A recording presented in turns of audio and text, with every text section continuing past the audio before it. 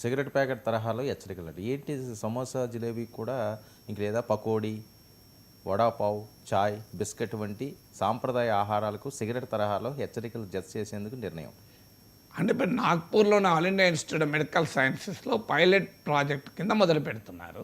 అంటే ఇది ఏంటంటే వాటిని పైన తమాసా పైన ప్రింట్ చేయరు, సిగరెట్లనో డబ్బాలు ఉంటాయి కనుక ఆ డబ్బా మీద నీకు స్టాట్యుటరీ వార్నింగ్ ఉంటుంది. పొగ తాగడం శరీరానికి హానికరం, సిగరెట్ స్మోకింగ్ ఇది ఇంజూరియస్ టు హెల్త్ అని. ఒకప్పుడు చిన్నగా ఉండి ఇప్పుడు దాన్ని పెద్దగా కనబడేలా చేస్తున్నారు. దాని ఇంపాక్ట్ కూడా ఉంది. ఎంతో కొంత మీకు స్మోకింగ్ అలవాటు తగ్గింది మీరు గమనిస్తే. అఫ్కోర్స్ స్మోకింగ్ ప్లేస్లో డ్రింకింగ్ అలవాటు పెరిగినట్టు కనబడుతుంది, బట్ స్మోకింగ్ అలవాటు అయితే తగ్గింది, ఒకప్పట్లాగా లేదు ఇప్పుడు. సో కానీ అందువల్ల మీకు స్టాట్యుటరీ వార్నింగ్ అనేది ఒక ప్రజలకు ఇది హానికరము అని. ఎందుకంటే we cannot ban everything. Ban చేస్తే అప్పుడు మాఫియా, బ్లాక్ మార్కెట్ ప్రొడక్ట్స్ పుట్టుకొస్తాయి. సో మీకు ఇప్పుడు డ్రగ్స్ బ్యాండ్ అయిన డ్రగ్స్ వాడకం గురించి రోజు చర్చించుకుంటున్నాం కదా. అందువల్ల నిషేధం కాదు, అవగాహన పెంచాలి అనే ఉద్దేశంతో సిగరెట్ స్మోకింగ్ పైన మీకు ఆ స్టాట్యుటరీ వార్నింగ్ ఇవ్వడం మొదలుపెట్టారు.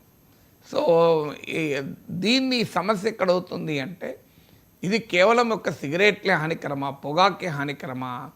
ఇప్పుడు మీకు మేజర్ సమస్య ల్యాన్సెట్లో వచ్చిన ఒక స్టడీ ప్రకారం 2050 నాటికి భారతదేశంలో 44 కోట్ల మంది ఊబకాయం, ఒబేసిటీతో బాధపడతారు, 44 crores. సో ఊబకాయము మనందరికీ తెలిసి డాక్టర్ దగ్గర మీరు ఏ ప్రాబ్లంతోనైనా వెళ్ళండి, బరువు తగ్గండి చెప్తారు.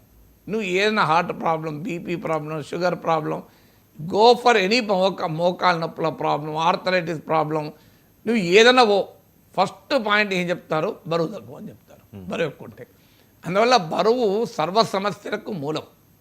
సో బరువు తగ్గడము, బరువు ఎందుకు పెరుగుతున్నారు అంటే ఈ నాన్ కమ్యూనికేబుల్ డిసీజెస్ అంటారు. అంటే ఒకప్పుడు మనుషులు కమ్యూనికేబుల్ డిసీజ్ వాళ్ళు చచ్చేవాళ్ళు, మశూచి ఇలాంటి, పోలియో ఇలాంటి, ఇప్పుడు 100 ఏళ్ళకి ఒకసారి వచ్చే కరోనా. నాన్ కమ్యూనికేబుల్ డిసీజ్ అంటే ఇవి లైఫ్ స్టైల్ డిసీజెస్. అంటే డయాబెటిక్స్, బ్లడ్ ప్రెషరు, కొంతమేరకు నీ లైఫ్ స్టైల్తో సంబంధం లేకుండా కూడా రావచ్చు. డయాబెటిక్స్ ఉంది, తల్లిదండ్రుల వారసత్వంగా వస్తుంది, వచ్చే అవకాశాలు ఎక్కువ ఉంటుంది. సో మోడర్న్ ఎకానమీలో ఉండే స్ట్రెస్ లెవెల్స్ చాలా ఎక్కువ కనుక అనివార్యంగా బీపీ, షుగర్లు కామన్ అయిపోయినాయి. కానీ దాంతోపాటు మన లైఫ్ స్టైల్ అలవాటు, అంటే ఎక్సర్సైజ్ లేకపోవడము, సెడెంటరీ లైఫ్ స్టైల్, ఉన్న చోటే ఉండి పనిచేయడంతో పాటు ఫుడ్ హ్యాబిట్స్ ఒక ప్రధానమైనటువంటి కారణమవుతుంది. అంటే high salt, high sugar content ఉన్న ఫుడ్స్ ఎక్కువ తీసుకుంటున్నారు. దాంతోపాటు ఆయిల్ ఫుడ్స్, మీకు వేపుడు పదార్థాలు అంటారు, ఇవి చాలా ఎక్కువ తీసుకుంటున్నారు. ఫ్రైడ్ ఫుడ్స్, ఫైబర్ ఏమో తక్కువ ఉంటుంది ఫుడ్లో, సో కార్బోహైడ్రేట్లు ఎక్కువ ఉంటున్నాయి. సో ఇలాంటి ఫుడ్ హ్యాబిట్స్లో ఒక పెద్ద ఛాలెంజ్ మొదలైంది. అన్నిటికన్నా ప్రమాదం high salt, high sugar content. ఇది డయాబెటిక్ కారణమవుతుంది, మీకు బ్లడ్ ప్రెషర్ కారణమవుతుంది, కార్డియోవాస్కులర్ ప్రాబ్లమ్స్, గుండె సంబంధించిన సమస్యలకు రీజన్ అవుతుంది. ఇదే ఊబకాయం, ఒబేసిటీకి కారణమవుతుంది. చాలా యంగ్ ఏజ్లోనే మీకు హార్ట్ రిలేటెడ్ ఎయిల్మెంట్స్ వస్తున్నాయి. మీరు యంగర్ పాపులేషన్లో కూడా లిపిడ్స్ ప్రొఫైల్ టెస్ట్ చేయించండి, చాలామందిలో కొలెస్ట్రాల్ లెవెల్స్ ఎక్కువ ఉంటాయి. సో ఇది వెరీ అన్ఫార్చునేట్. మీకు డయాబెటిక్స్ అయితే మహమ్మారిగా పెరిగిపోతుంది. అన్ఫార్చునేట్లీ మనం కరోనాతో ఇంత టెన్షన్ పడ్డాం, కానీ ఇవి సైలెంట్ కిల్లర్స్ ఇవన్నీ. ఒకసారి మీకు డయాబెటిక్స్ వస్తే దానివల్ల మీకు కిడ్నీ దెబ్బతినచ్చు, డయాబెటిక్ నెఫ్రోపతి, నరాలు దెబ్బతింటాయి, డయాబెటిక్ న్యూరోపతి, రెటీనా దెబ్బతింటుంది, డయాబెటిక్ రెటీనోపతి. అన్కంట్రోల్ డయాబెటీస్ వల్ల ప్రతి అవయవం దెబ్బతింటుంది, అన్కంట్రోల్ డయాబెటిక్స్ వల్ల. అందువల్ల ఈ రకమైన ప్రమాదాలు పొంచి ఉన్న, అవగాహన ఉన్న ప్రజలు మాత్రం ఆహార అలవాట్లు మానడం లేదు. సో దీన్ని మీకు తగ్గించాలి. అట్లీస్ట్ పూర్తిగా ఆపలేము ఎవరం కూడా. ఇప్పుడు ఇంత ఉపన్యాసం ఇచ్చిన నేనైనా మీరు సమోసా ఇస్తే తింటాను, మీరు ఒక ఉస్మానియా బిస్కెట్ పెట్టి టీ తాగిస్తా అంటే టీ తాగి ఉస్మానియా బిస్కెట్ తినిపోతాను. సో అది that's part of life, you cannot totally avoid it. కానీ సిగ్నిఫికెంట్గా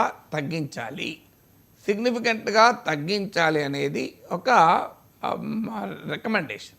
ఇదే కాదు, వాస్తవంగా చాలా తగ్గించాలి. అప్పుడు ప్రభుత్వము మరి ఎన్నిటి మీద ఈ స్టాట్యుటరీ వార్నింగ్ అంటే అవి సప్లై చేసే చోట పెద్ద పెద్ద పోస్టర్లు వేయాలి, ఇది ఆరోగ్యానికి హానికరం అని.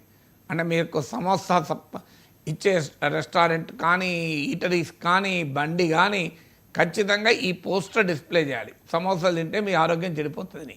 అయినా మంచిదే. మనకు మనుషులకు కూడా ఒక విచిత్రమైన అలవాటు ఉంటుంది వర్మాజీ, ఏంటంటే ఈ ఆరోగ్యాన్ని చెడిపోయేది చాలా రుచిగా అనిపిస్తుంది. ఆరోగ్యం కాపాడే వస్తువులు రుచిగా ఉండవు. మీరు సలాడ్స్ తిను అంటే టేస్టే ఉండవు అవి. మీకు గమనించండి, సలాడ్స్ టేస్ట్ ఉండవు. మీకు మిల్లెట్స్ తినండి అంటే అది టేస్ట్ ఉండవు అంటారు. కానీ మంచిగా ఫ్రెంచ్ ఫ్రై మంచి ఇంత ఫ్రై చేసి పెడితే మంచి నూనెలో డీప్ ఫ్రై అయితే డీప్ ఇంట్రెస్ట్ ఉంటుంది. సో ఇది మీకు హ్యూమన్ నేచర్, సింపుల్. రుచికరము అని మనిషి భావిస్తున్నాడంటే అవి శరీరానికి హానికరం అనే పరిస్థితి వచ్చేసింది. సో రుచికరము అంటే ఇలా ఆకుకూరలతో వంట వేసాను బిడ్డ తిను అంటే తింటరా? సో ఆడ లేలే నేను బర్గర్ ఆర్డర్ ఇచ్చినాను. కానీ అందరికి అనుమానం సమోసా, జిలేబీ, చాయ్ బిస్కెట్ వీటిపైన ఫ్యాన్. మరి మీరు ఇది మరి వీటి సంగతి ఏంటి, చిప్స్ సంగతి ఏంటి?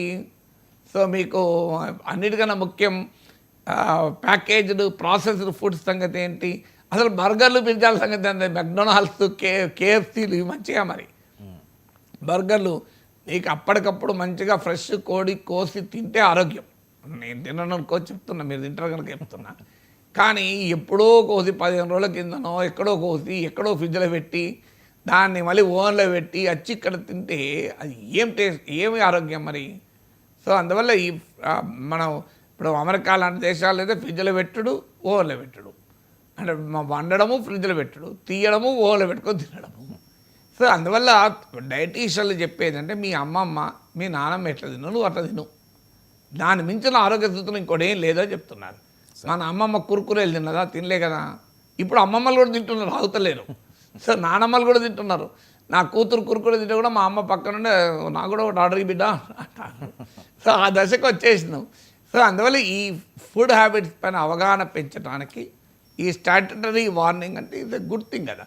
అన్ఫార్చునేట్లీ సెలబ్రిటీలు, టాప్ సినిమా యాక్టర్లే ఈ కూల్ డ్రింక్స్ అడ్వర్టైజ్మెంట్లలో మనకు కనబడుతుంటారు. అంటే వాళ్ళే చెప్తున్నారు, వాళ్ళ ఇన్ఫ్లుయెన్స్ చాలా ఎక్కువ ఉంటుంది స్టాట్యుటరీ వార్నింగ్ అలా. సో ఇప్పుడు నేనైతే కూల్ డ్రింక్స్ కూడా తాగను, దాదాపు తాగను. Rarest the rare.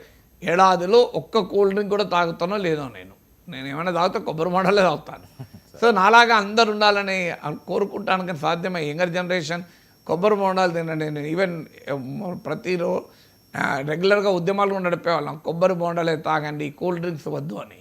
సో డెఫినెట్గా మన అమ్మమ్మ నానమ్మల కాలంలో అమ్మమ్మల నానమ్మలు ఇప్పుడు తింటున్నాయి కాదు, ఇప్పుడు వాళ్ళు కూడా కురుకురేలకు, వాళ్ళు కూడా మీకు రకరకాల బర్గర్లకు అలవాటు పడుతున్నారు. కానీ అమ్మమ్మలు నానమ్మల కాలంలో తింటున్నది కనుక తింటే దాని మించిన ఆరోగ్యం ఏం లేదు. సో ఇదే కేంద్ర ప్రభుత్వం ఒక ముందు చూపుతో ప్రజల ఆరోగ్యాన్ని కాపాడటానికి లైఫ్ స్టైల్ డిజార్డర్స్ను ట్యాకిల్ చేయడానికి ఒక ప్రయత్నం చేసింది. ఎంత మేర దాని ప్రభావం ఉన్నా ఆహ్వానించాలి కదా. సార్ ఇక దేశంలో పెరిగిపోతున్న పెళ్లి కాని ప్రసాదం